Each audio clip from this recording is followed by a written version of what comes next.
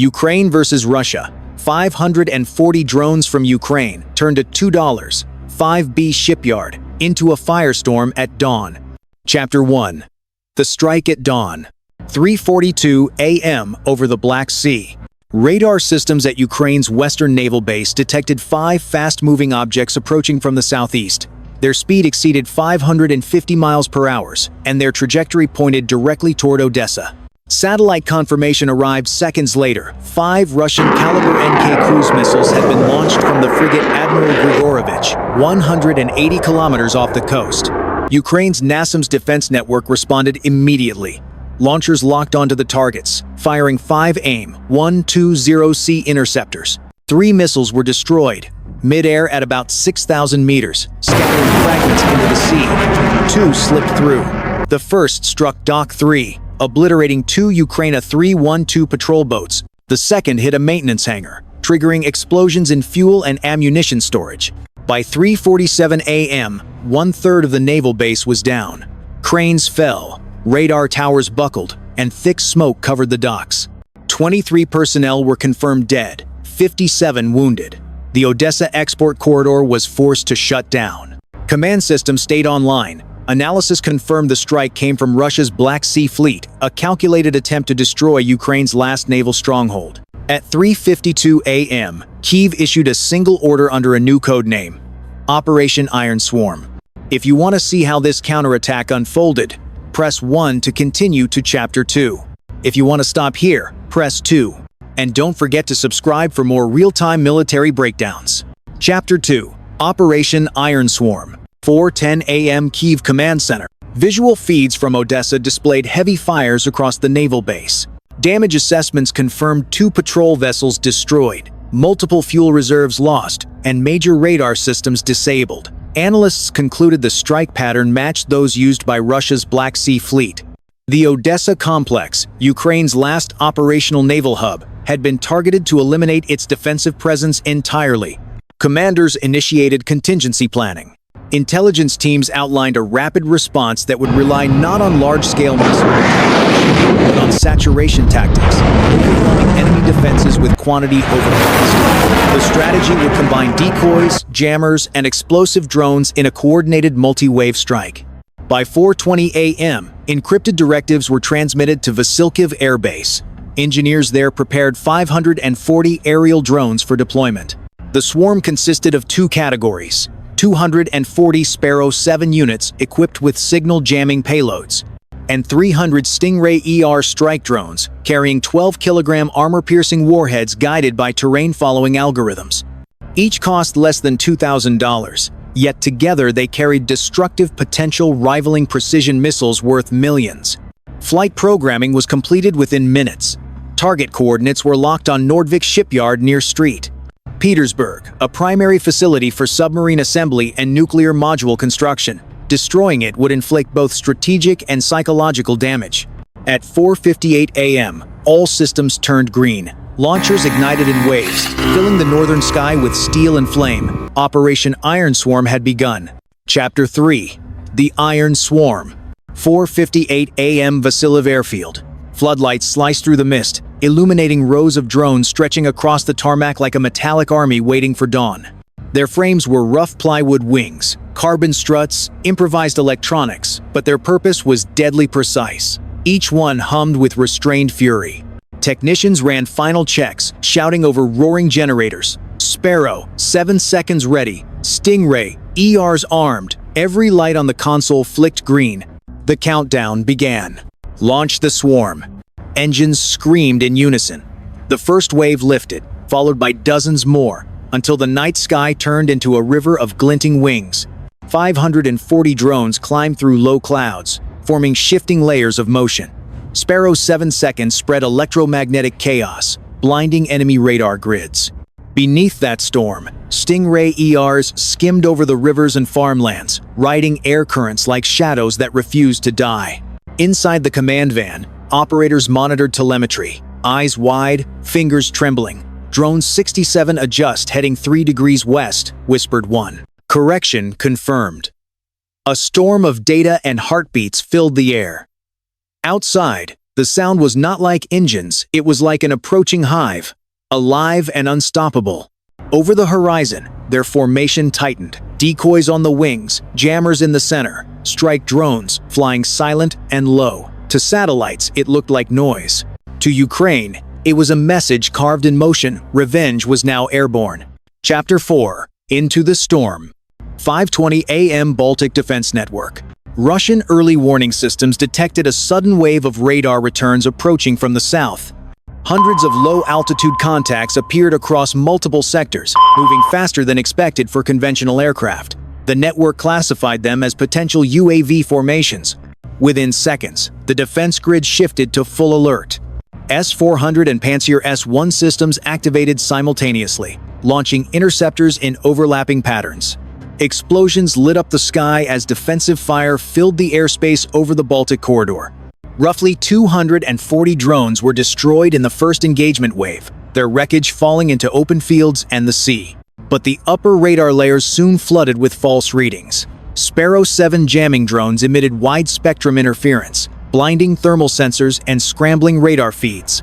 While operators struggled to recalibrate, the second formation, Stingray ER strike drones, dropped to less than 50 meters above ground level, flying under radar coverage along rivers and industrial zones. By 5:32 a.m., the swarm had divided into multiple converging routes. Air defense control centers attempted to retask interceptors, but latency in command links and cluttered radar feeds delayed responses. The defensive umbrella held for a moment, then began to fracture. The upper wave had been a decoy. The real strike was already closing in below the horizon. Chapter 5. Impact Point. 5:39 a.m. Nordvik Shipyard, St. Petersburg. Surveillance cameras along the Neva River recorded faint flashes low on the horizon. Within seconds, multiple explosions tore through the perimeter. The first Stingray ER unit struck the submarine assembly hangar, detonating fuel tanks and igniting scaffolding. A second cluster hit the steel foundry, triggering secondary blasts from welding gas reserves. Shockwaves rolled through the industrial complex, toppling cranes and rupturing pipelines. Fire alarms and sprinkler systems were instantly overwhelmed. At 5:42 a.m., a third wave of drones targeted the main turbine warehouse and reactor assembly section. The combined explosions created a pressure wave that flattened storage buildings within a 300-meter radius. By 5:45 a.m., flames exceeding 70 meters engulfed the southern sector. Submarine hulls under construction were torn open by internal blasts. Molten debris fell into the Neva, igniting surface oil slicks that spread fire across the water. Electrical substations failed, one by one, cutting power to emergency pumps. Operators in the regional control tower issued fragmented distress calls before the network collapsed. Within 6 minutes, production lines for the Yasin M-class submarines were destroyed. Satellite feeds showed a column of smoke visible from 30 kilometers away.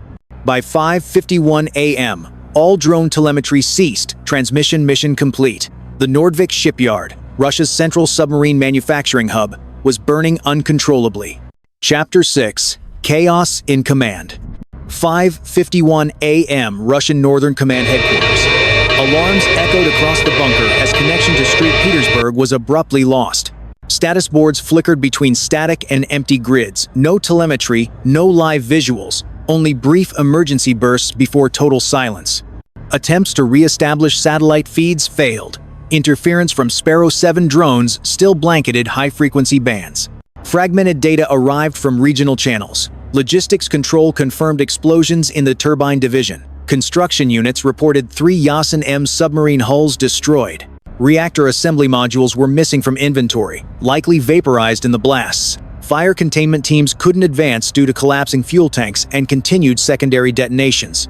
At 5:55 a.m., a reconnaissance drone relayed 6 seconds of video before signal loss cranes toppled, hangars engulfed, the Neva River glowing with burning oil. Analysts verified catastrophic collapse across 60% of the shipyard. By 6 a.m., total material losses were estimated at $2.5 billion. Power grids in the Kirovsky and Nevsky districts failed as transformer lines overheated. Emergency response units attempted to suppress local footage, but satellite images already circulated online, revealing a black column of smoke rising over St. Petersburg. In under 15 minutes, Russia's premier submarine manufacturing hub was gone. Operation Iron Swarm had met its objective with precision. Chapter 7. The Aftermath. 7 a.m. Moscow. Within hours, state media released an official statement claiming all enemy drones had been intercepted and that Nordvik shipyard suffered only minor damage. But satellite imagery told a different story. Half the facility lay in ruins, smoke stretching across the Neva River. Civilians nearby filmed the fire clouds from apartment rooftops. By sunrise, the footage had spread across social media worldwide. Analysts in Europe and the United States began verifying the data. Infrared satellite scans confirmed 3 Yasin M-class submarines destroyed, alongside multiple turbine and reactor assembly lines. The total loss exceeded $2.5 billion. Industrial output from the Baltic Naval Complex had dropped to zero. At 7:15 a.m., international monitoring centers in Brussels and London updated their threat maps. NATO officials classified the strike as the largest unmanned coordinated attack in European history. The Pentagon's preliminary report noted that the cost ratio of the operation, $1 of Ukrainian equipment for every $2,000 of Russian losses, was unprecedented in modern warfare. Chapter 8. The Cost of Pride. 8 a.m. Global Analysis Feed. Military reports confirmed total losses exceeding $2.5 billion at Nordvik shipyard. Over half the complex was destroyed: reactor halls, turbine workshops, and dry docks. Production of the Yasin M-class submarines was halted indefinitely. In Washington and London, analysts reviewed satellite data showing the sites still burning hours after impact. The results were undeniable. A fleet of 540 low-cost drones, built for under $1 million total, had overwhelmed one of the world's most advanced defense systems. The cost ratio, 1 to 2,000, was described as the most asymmetric exchange in modern history. By 8:20 a.m., NATO intelligence units classified the strike as the first large-scale demonstration of swarm warfare. New studies began on counter-swarm tactics, electronic shielding, and adaptive AI defense. Global militaries realized brute force alone could no longer guarantee survival. Inside Moscow, emergency teams struggled to contain the fire. Reactor compartments remained inaccessible, temperatures exceeding 800 degrees Celsius. Power grids in nearby districts failed, and communications blacked out. Chapter 9. The New Warfare. 9:30 a.m. Washington, D.C. At the Pentagon, satellite images of Nordvik's destruction were replayed on every screen. Cranes twisted like wire, submarine hulls torn apart, and smoke blanketed the riverfront. Defense officials reviewed the data in silence. One general finally spoke.